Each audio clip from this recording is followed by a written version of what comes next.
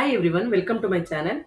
ಹೊಸದಾಗಿ ಯಾರೆಲ್ಲ ನನ್ನ ಚಾನೆಲ್ನ ನೋಡ್ತಾ ಇದ್ದೀರಾ ಅವರೆಲ್ಲ ಪ್ಲೀಸ್ ಸಬ್ಸ್ಕ್ರೈಬ್ ಮಾಡ್ಕೊಂಡು ನೋಡಿ. ಹಾಗೆ ಯಾರೆಲ್ಲ ಸಬ್ಸ್ಕ್ರೈಬ್ ಮಾಡ್ಕೊಂಡು ನೋಡ್ತಾ ಇದ್ದೀರಾ ಅವರಿಗೆಲ್ಲ ತುಂಬಾನೇ ಥ್ಯಾಂಕ್ಸ್ ಹೇಳೋಕ್ಕೆ ಇಷ್ಟಪಡ್ತೀನಿ. ಹಾಗೆ ಒಂದು ಲೈಕ್ ಕೊಟ್ಟು ವಿಡಿಯೋನ ಕೊನೆವರೆಗೂ ನೋಡಿ. ಹಾಗೆ ಈ ರಂಗೋಲಿ ಏನಾದರೂ ನಿಮ್ಗೆ ಇಷ್ಟ ಆದರೆ ಪ್ಲೀಸ್ ಒಂದು ಲೈಕ್ ಕೊಡಿ. ಹಾಗೆ ಸಬ್ಸ್ಕ್ರೈಬ್ ಮಾಡ್ಕೊಂಡು ನೋಡಿ. ದಿನ ನನ್ನ ರೊಟೀನ್ ಹೇಗಿರುತ್ತೆ ಅಂತಂದರೆ, ಬೆಳಗ್ಗೆ ಟೈಮು ಎದ್ದ ತಕ್ಷಣ ಮಕ್ಕಳಿಗೆಲ್ಲ ಸ್ಕೂಲು ಕಾಲೇಜಿಗೆ ರೆಡಿ ಮಾಡೋದು, ಲಂಚ್ ಬಾಕ್ಸ್ಗಳನ್ನ ರೆಡಿ ಮಾಡೋದು, ಮನೆ ಕೆಲಸಗಳು, ಅಡುಗೆ ತಿಂಡಿ ಕೆಲಸಗಳು ಈ ಥರನೇ ಆಗ್ತಾ ಇರುತ್ತೆ. ನಮಗೆ ಅಂತ ನಾವು ಟೈಮ್ ಕೊಡೋಕ್ಕಾಗ್ತಾ ಇರಲಿಲ್ಲ. ಹಾಗಾಗಿ ಮಾರ್ನಿಂಗ್ ಟೈಮ್ ಆಗಲ್ಲ ಅಂತ ಅಂದ್ಬಿಟ್ಟು ಈವ್ನಿಂಗ್ ಟೈಮಲ್ಲಿ ನೈಟು ಊಟ ಆದಮೇಲೆ ನಾನು ನನ್ನ ತಂಗಿ ಇಬ್ಬರು ಡೈಲಿ ವಾಕ್ ಮಾಡ್ತಾ ಇದ್ವಿ ಇಲ್ಲೇ ಮನೆ ಹತ್ರನೇ. ಬಟ್ ಈಗ ವರಮಹಾಲಕ್ಷ್ಮಿ ಹಬ್ಬ ಟೈಮಿಂದ ನಮ್ಗೆ ವಾಕ್ ಹೇಗೆ ಮಿಸ್ ಆಗ್ತಾ ಇದೆ ಅಂತಂದರೆ, ಒಂದಿನ ಹೋದರೆ ಒಂದಿನ ಹೋಗೋಕ್ಕಾಗ್ತಾ ಇರಲಿಲ್ಲ. ಇಲ್ಲ ಕೆಲಸಗಳು ಏನಾದರೂ ಇರುತ್ತೆ. ಈಗ ಅವಳ ಮಗನ exam time, mid term exam time ನಡೀತಾ ಇದೆ ಎಕ್ಸಾಮ್ ಎಲ್ಲ.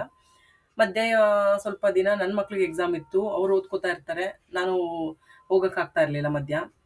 ಆಮೇಲೆ ಹೋಗೋಣ ಅಂತ ನಾವು ಫ್ರೀ ಮಾಡ್ಕೊಂಡಾಗ ಮಳೆ ಬರ್ತಾ ಇದೆ. ಮಳೆ ಥಂಡಿ ಇರೋದ್ರಿಂದ ಶೀತ ಆಗುತ್ತೆ, ಬೇಡ ಅನ್ನೋ ಕಾರಣಕ್ಕೆ ಸ್ವಲ್ಪ ಗ್ಯಾಪ್ ಕೊಡ್ತಾ ಇದ್ವಿ. ಈಗ ಒಂದು ಮಂತ್ ಬ್ಯಾಕ್ ಹೇಗಿತ್ತು ಅಂತಂದರೆ, ನಾವು ನೈಟ್ ಟೈಮಲ್ಲಿ ತುಂಬಾ ಚೆನ್ನಾಗಿ ವಾಕ್ ಮಾಡ್ತಾ ಇದ್ವಿ, 1 ಅವರ್ ಆದರೂ. ಕೊನೆ ಪಕ್ಷ ನಮ್ಗೆ ಆಗಲಿಲ್ಲ, ವೀಕೆಂಡ್ಗಳಲ್ಲಿ ನಮ್ಗೆ ಜಾಸ್ತಿ ಹೊತ್ತು ವಾಕ್ ಮಾಡೋಕ್ಕಾಗಲಿಲ್ಲ. ಮತ್ತು ನಾನ್ ವೆಜ್ಜು ಅದು ಇದು ಕೆಲಸಗಳು ಇರುತ್ತೆ, ಅಥವಾ ನಾವೆಲ್ಲಾದ್ರೂ ಆಚೆ ಹೋಗಿ ಬಂದಿದ್ದೀವಿ, ಜಾಸ್ತಿ ವಾಕ್ ಮಾಡೋಕ್ಕಾಗಿಲ್ಲ ಅಂದರೆ ಕೊನೆ ಪಕ್ಷ ಒಂದು ಹಾಫ್ ಆನ್ ಅವರ್ ಆದರೂ ವಾಕ್ ಅಂತ ಮಾಡ್ತಾ ಇದ್ವಿ. ಈಗ ನಾವು ಮನೇಲಿ ಎಷ್ಟೇ ಕೆಲಸ ಮಾಡಿದ್ರು ನಾವೀಗ ಆಚೆ ಹೋಗಿ ಬರೋದ್ರಿಂದ, ನಾವಿಷ್ಟು ವಾಕ್ ಮಾಡೋದ್ರಿಂದ ಒಂಥರ ನಮ್ಮ ಬಾಡಿ ಆ್ಯಕ್ಟಿವ್ ಆಗೂ ಇರುತ್ತೆ, ಒಂಥರ ಫ್ರೆಶ್ ಏರ್ ತೊಗೊಂಡ್ವಿ ಅನ್ನೋ ಥರ ಫೀಲ್ ಇರುತ್ತೆ, ನಮ್ಮ ಬಾಡಿ ಫ್ರೀ ಅಂತ ಅನ್ನಿಸ್ತಾ ಇರುತ್ತೆ. ಈಗ ನಾವು ಮನೇಲೇ ಎಷ್ಟೇ ಕೆಲಸ ಮಾಡಿದ್ರು ಈ ಆ್ಯಕ್ಟಿವ್ ಅಂತ ಅನಿಸ್ತಾ ಇರಲ್ಲ. ನಾವು ವಾಕ್ ಮಾಡೋದ್ರಿಂದ ಒಂದು half an hour 1 hour walk ಮಾಡೋದ್ರಿಂದ ಬಾಡಿ ಆ್ಯಕ್ಟಿವ್ ಆಗಿರುತ್ತೆ, ಕೈಕಾಲು ಫ್ರೀ ಅಂತ ಅನ್ನಿಸ್ತಾ ಇರುತ್ತೆ, ಸ್ಟ್ರೆಚಬಲ್ ಇರುತ್ತೆ.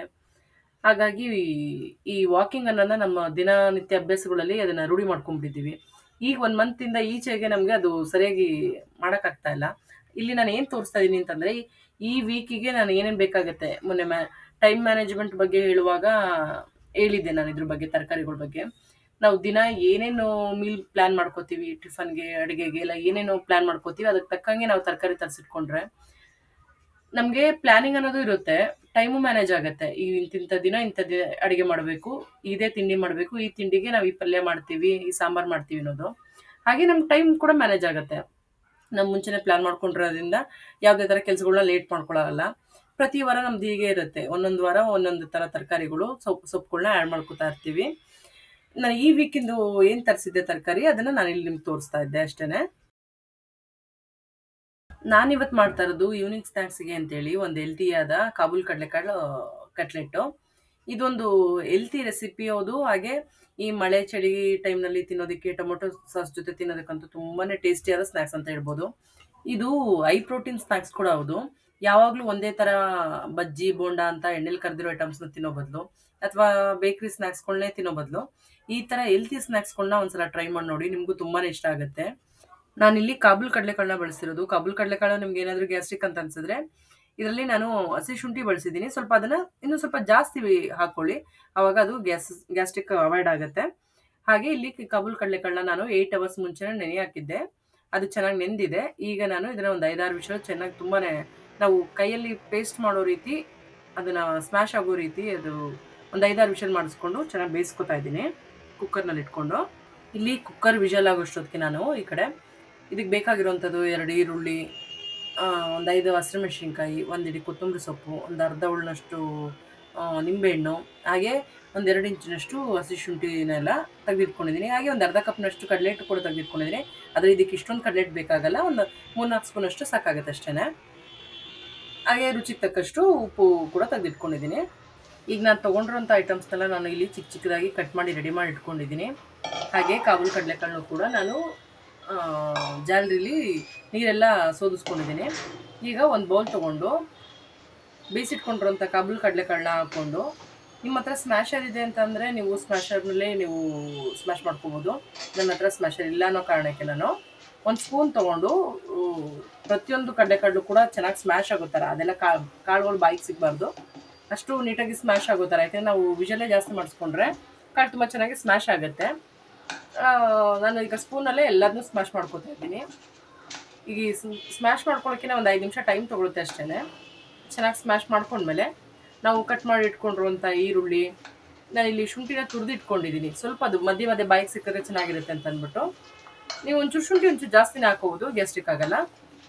ತುರಿದಿಟ್ಕೊಂಡಿರೋಂಥ ಶುಂಠಿ, ಹೆಚ್ಚಿಟ್ಕೊಂಡಿರೋಂಥ ಹಸಿರು ಮೆಣಸಿನ್ಕಾಯಿ, ಹಾಗೆ ಒಂದು ಕಟ್ನಷ್ಟು, ಒಂದು ಇಡಿಯಷ್ಟು ಕೊತ್ತಂಬರಿ ಸೊಪ್ಪು, ಸ್ವಲ್ಪ ಜೀರಿಗೆ, ರುಚಿಗೆ ತಕ್ಕಷ್ಟು ಉಪ್ಪು.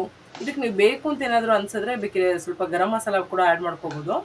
ಹಾಗೆ ಒಂದು 4 ಸ್ಪೂನಷ್ಟು ಕಡಲೆ ಹಿಟ್ಟು, ಏಕೆಂದರೆ ಕೋಟಿಂಗ್ ಬಿಟ್ಕೋಬಾರ್ದು ಅನ್ನೋ ಕಾರಣಕ್ಕೆ ನಾನು ಇಲ್ಲಿ ಕಡಲೆ ಹಿಟ್ಟು ಆ್ಯಡ್ ಮಾಡ್ಕೋತಾ ಇದ್ದೀನಿ.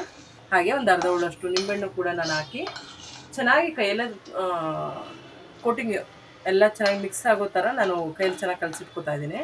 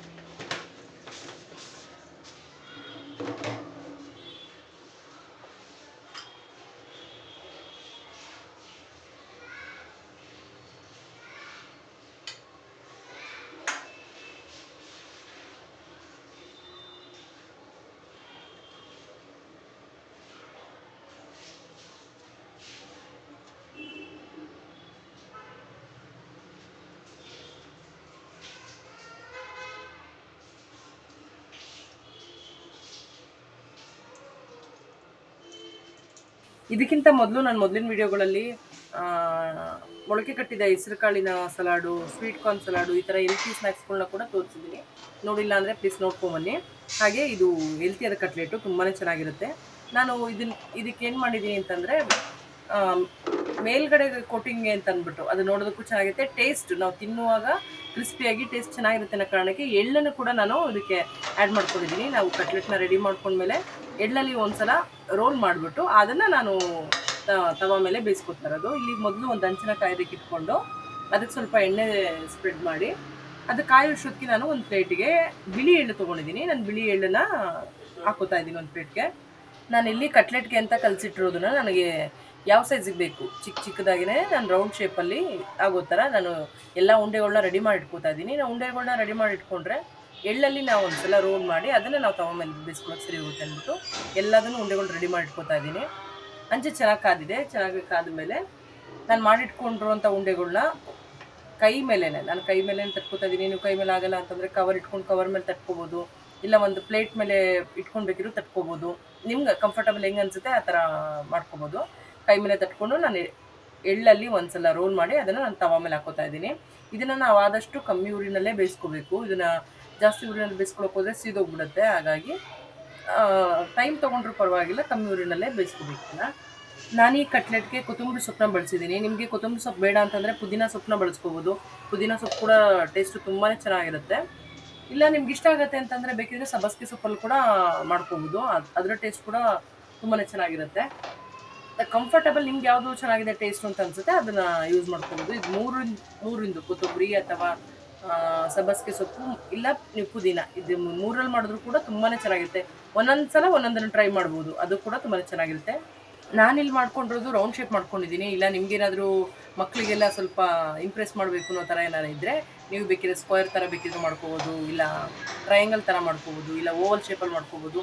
ನೀವು ಶೇಪ್ ಕೊಟ್ಟಷ್ಟು ಚಿಕ್ಕ ಚಿಕ್ಕ ಮಕ್ಕಳಿಗೆ ತುಂಬಾ ಇಷ್ಟ ಆಗುತ್ತೆ, ನೋಡೋದಕ್ಕೂ ಚೆನ್ನಾಗಿರುತ್ತೆ, ಇಷ್ಟಪಟ್ಟು ತಿಂತಾರೆ. ಹಾಗೆ ಈ ಥರ ಕಟ್ಲೆಟ್ನ ಮಾಡುವಾಗ ಸ್ವಲ್ಪ ತಾಳ್ಮೆ ಜಾಸ್ತಿನೇ ಬೇಕು. ಈಗ ನಾವು ಒಂದ್ಸಲ ಇದನ್ನು ಉಲ್ಟಾ ಮಾಡಿದ್ಮೇಲೆ ಎಲ್ಲ ಕಟ್ಲೆಟ್ಗಳನ್ನೂ ಎಲ್ಲ ಒಂದ್ಸಲ ಉಲ್ಟಾ ಮಾಡಿದ್ಮೇಲೆ ಇದಕ್ಕೆ ಸ್ವಲ್ಪ ಆಯಿಲ್ನ ಸ್ಪ್ರೆಡ್ ಮಾಡ್ಕೋಬೇಕು.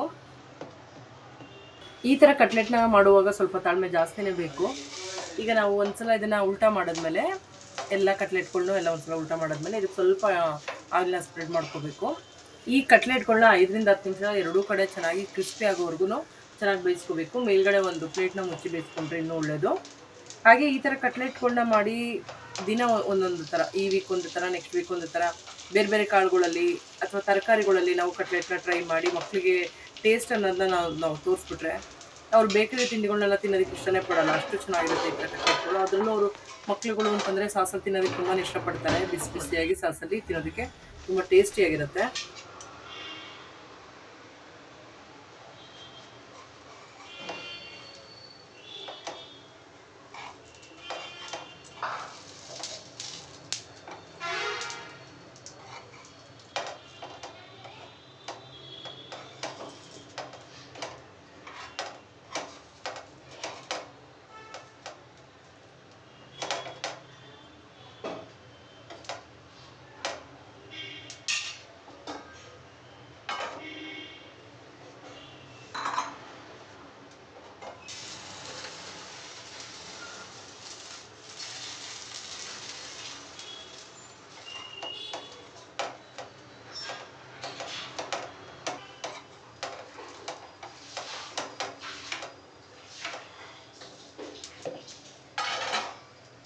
ಈ ಥರ ಬಿಸಿ ಬಿಸಿ ಕಟ್ಲೆಟ್ಗಳನ್ನ ಸಾಸ್ ಜೊತೆ ತಿನ್ನೋದಕ್ಕೆ ತುಂಬಾ ಚೆನ್ನಾಗಿರುತ್ತೆ. ದೊಡ್ಡವ್ರಿಗೂ ಇಷ್ಟ ಆಗುತ್ತೆ, ಮಕ್ಳಿಗೂ ಇಷ್ಟ ಆಗುತ್ತೆ. ಈ ರೆಸಿಪಿ ಏನಾದರೂ ನಿಮ್ಗೆ ಇಷ್ಟ ಆದರೆ ಪ್ಲೀಸ್ ಒಂದು ಲೈಕ್ ಕೊಟ್ಟು ಸಬ್ಸ್ಕ್ರೈಬ್ ಮಾಡ್ಕೊಂಡು ನೋಡಿ. ಹಾಗೆ ನಿಮ್ಮ ಫ್ರೆಂಡ್ಸು ಫ್ಯಾಮಿಲಿ ಮೆಂಬರ್ಸು ಕೂಡ ಶೇರ್ ಮಾಡಿ. Thank you for watching. Please support me.